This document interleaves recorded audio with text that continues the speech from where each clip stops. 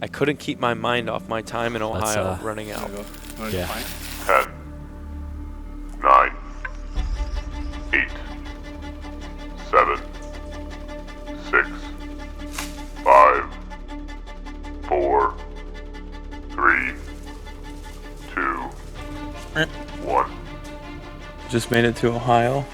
I'm gonna head in right away for a sit, and I'm gonna meet up with Jake later. He dropped me a few pins, and I'm gonna kind of look at some of the areas that he told me to check out, do some scouting on the way in, see if I can't set up on some sign. The key right now with this cold snap and all the rain, and the rain just about to end off here, is gonna be hitting scrapes. So I'm gonna be looking for a little bit of hub scrape action, and kind of involving that approach with pinch points to try and get these bucks in a concentrated area. I'm upwind of that scrape right now. Some guys walked in downwind. I scouted a bit downwind of it.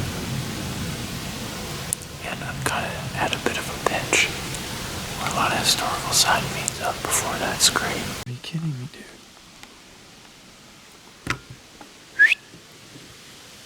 Come on, dude. I'm yelling at you over here. God, wait.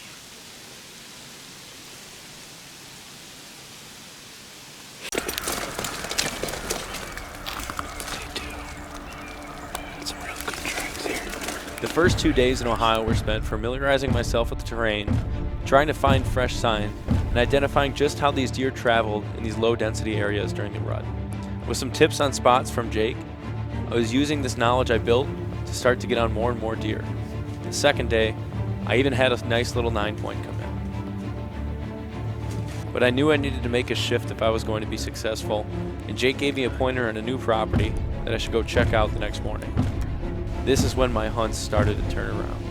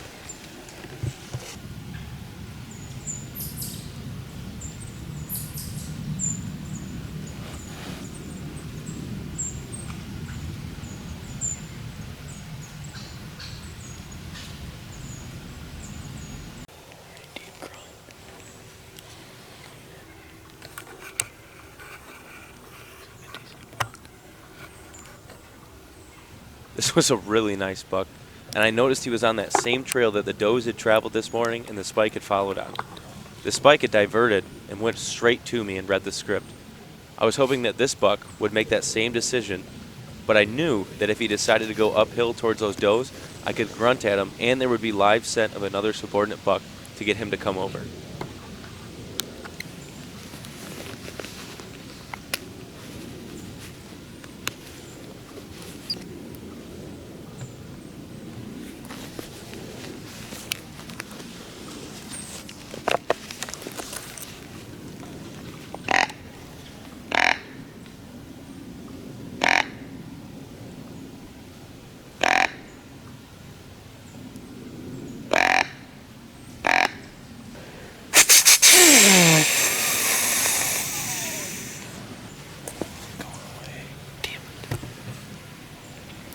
I saw a bunch of small bucks that afternoon and had movement all day, but eventually it faded to dark.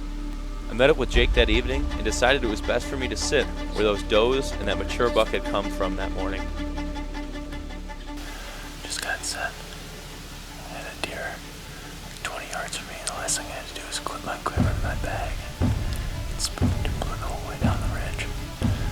It'll be alright. It actually sounded like a 3-year-old deer. It sounded like a pretty good sized deer. But just feeling really confident today. We had some deer. Basically, I made an adjustment to where I saw the deer coming from yesterday. Feeling really good about the movement up till 1 o'clock today. See what happens. After seeing nothing that morning, I met back up with Jake. We decided to do some scouting in different areas, try and locate something to get on for the next day. Jake was going after his big 8, and I was going to locate a nice 10 that he had on camera earlier that year. This is the worst access of my life.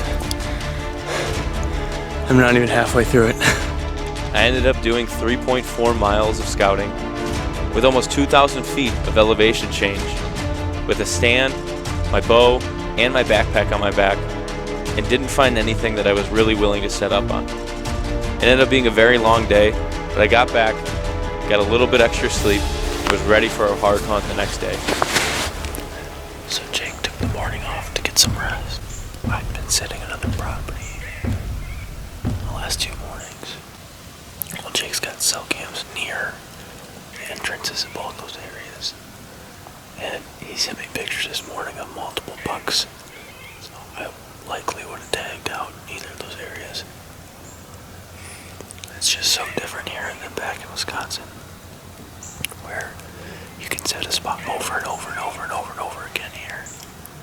And it doesn't make an impact. They just keep shifting and eventually come back around. Where that would be detrimental in Wisconsin. They smell your scent. I feel like I just heard the worst grunt attempt I've ever heard.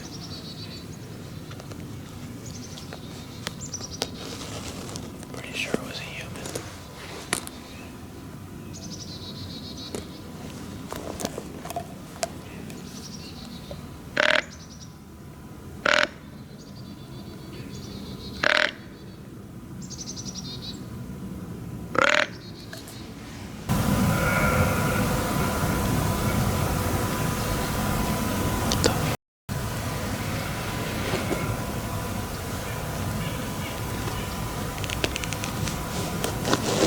Is that a deer?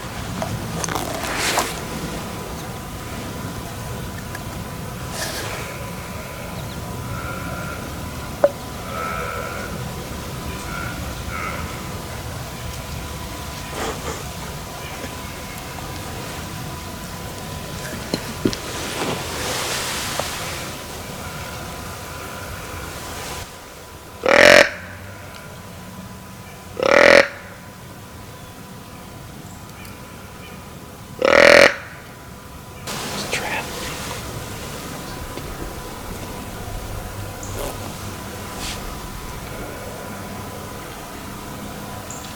That is a deer. What the?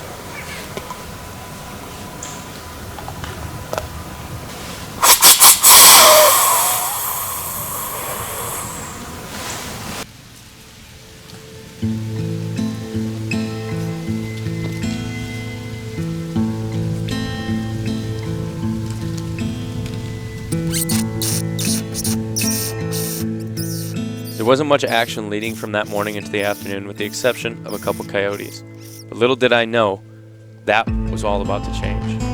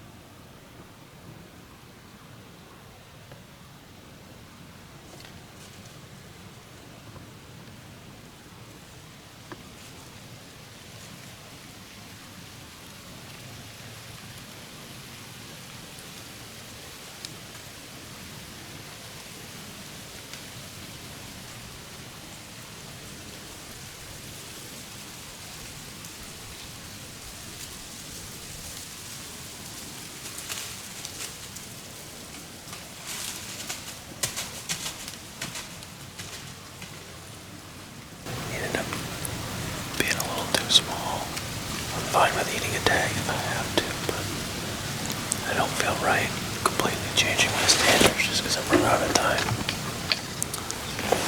Not really how I work. I'm not just gonna kill a deer to kill a deer. It's not right.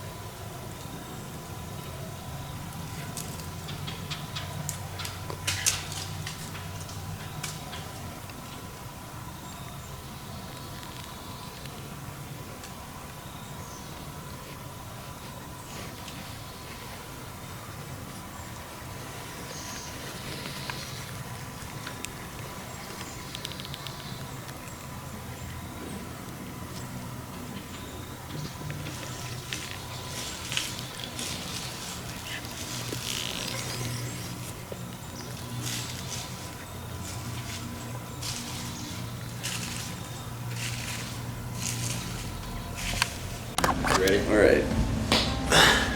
It's recording. Let's go. We'll go professional So here. I actually recorded a video. So I said in my interview in the morning, forgot my stabilizer, right? Well, I had it. It turns out it just fell off. I ended up finding it on the way out, which you saw again on video. Turns out I didn't forget my stabilizer. It just came unscrewed on the way in.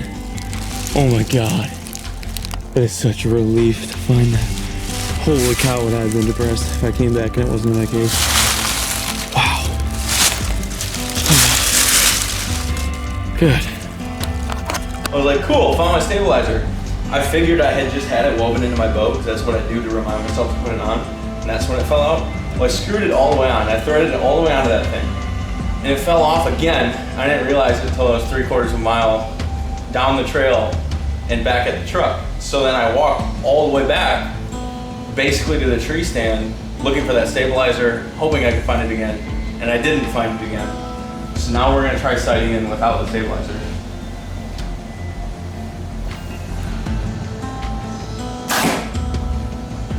Oh, that's not that bad. That's not bad at all. What are you, a couple inches left?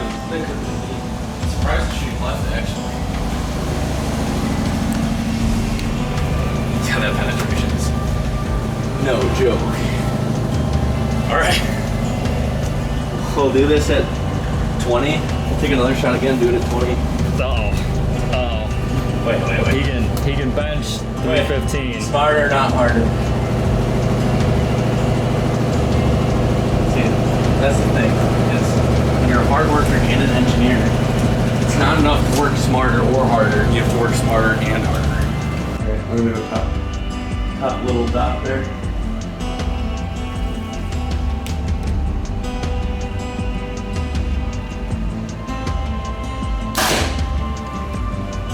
That's consistently just a hair left. That's almost enough. We took the bow outside and shot it at 20 yards. With the help of Jake and a spotlight, it was easy for us to determine that the bow was shooting maybe an inch or two left. This was easy to compensate for, and the bow was shooting incredibly consistent. With my confidence restored in my gear, I headed out the next morning to the place that I had sat the morning of day 4. This spot looked really promising and had great activity the day before. Despite this being the last day I had to get it done in Ohio, my confidence was soaring.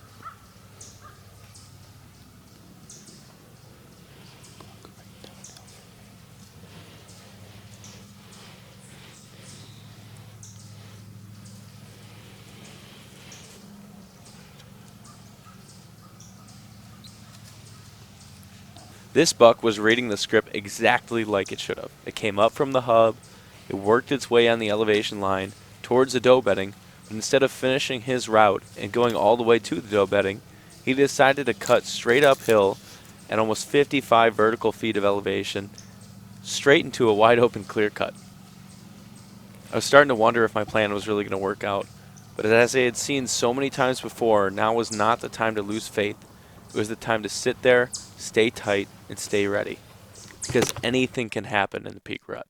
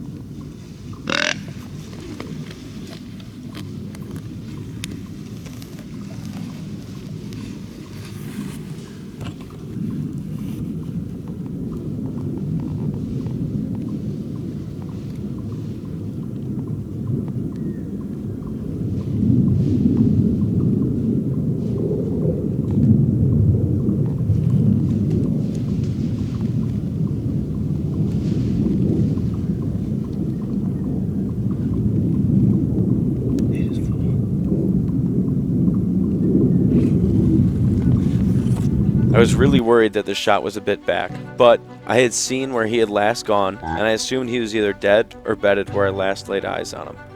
I sat in my stand for 10 minutes, recording where I had seen him last, where I had impact, where he traveled, and I listened very, very closely to hear if he moved at all from that spot. Hearing nothing, I progressed down to my arrow, confirmed my suspicions that it had at least hit liver and guts, and decided to go back to the house to review the footage with Jake before making a decision on when to come back and get this deer. Are you actually filming me right now? I'm always filming. Let's go get a deer, dude. What happened? So, long story short, deer came in, I shot it, we thought we weren't gonna recover for a while, and now we're actually probably gonna find it in daylight. We think we saw it tip over. So like looking back at the footage, when I shot, I felt like I twitched left, and I felt like he was quartering too harder than he was. So I thought it was guts. It exited out guts, clean pass through, and I lost track of him. Well, looking back at the footage, listening to the audio, we determined that just his front shoulders were turned. I caught a little bit more vitals than I thought I did. And when we last saw him on video, it looked like he tipped over and crashed, and that's the last we even heard of him. Let's You wanna go find him? Wanna go see where you at? That looks like it was work, dude. It might have been. That was work since last time. Alright. Okay, I gotta get my bearings and find the tree.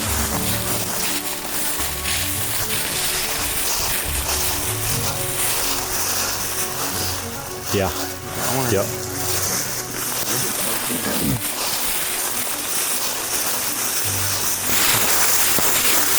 Something.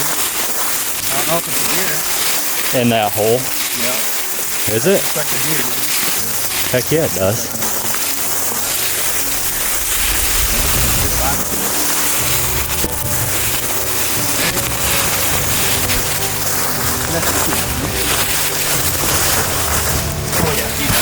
Let's see what you got.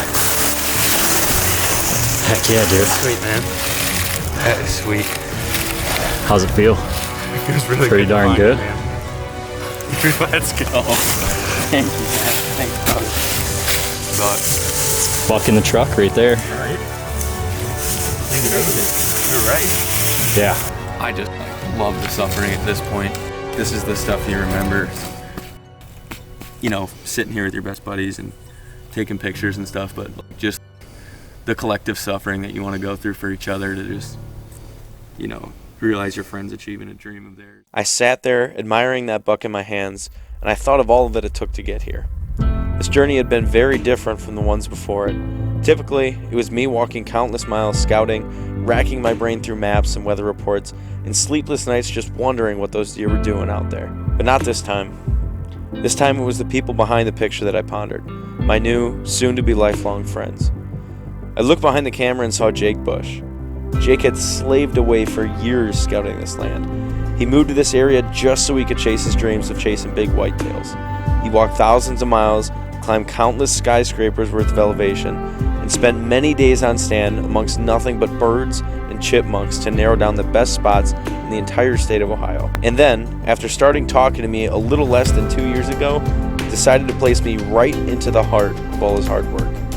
I'm absolutely certain I would not have gotten this buck without him, no matter the effort that I put in to kill him as well. I looked to the man holding the headlamp at just the perfect angle for these pictures and saw Drew Emington, Michigan's very own local badass, big buck killer. I had just met Drew the night before. Drew had made the long haul to Ohio just as I made it back from my evening hunt. With limited time, he immediately hit the woods and set to kill in areas that he had scouted with Jake. Drew, at the drop of a dime, sacrificed his entire afternoon and hiked up 400 vertical feet to help my goofy ass haul out a 3.5-year-old buck up and down some of the nastiest country a man can attempt to hunt. Their selflessness and dedication to their friends in this passion was immediately inspiring. I thought about every detail of the moment we were sharing. The blood, the sweat, everything that doused our camouflage. The crickets and rustling leaves of rutting bucks that serenaded that lonesome ridge. The smell of fresh-cut oaks that wafted throughout that clear cut. In that moment, I had found that these details were what made this so special, It didn't matter what deer I had my hands on or how much sleep I had lost that week. What mattered was everything that brought me and these great friends together. We sat there for over an hour with the deer, the crickets, and God, in a moment that I truly will never forget. For this, I am eternally grateful.